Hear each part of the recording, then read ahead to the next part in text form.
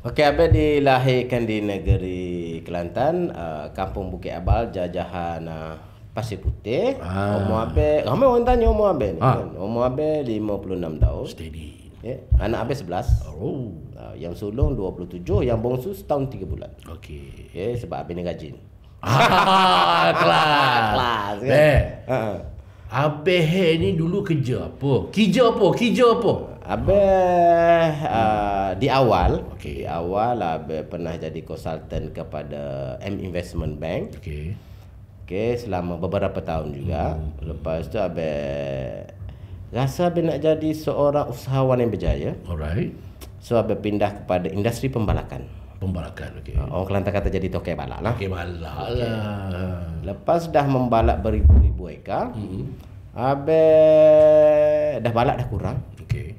So Abang berpindah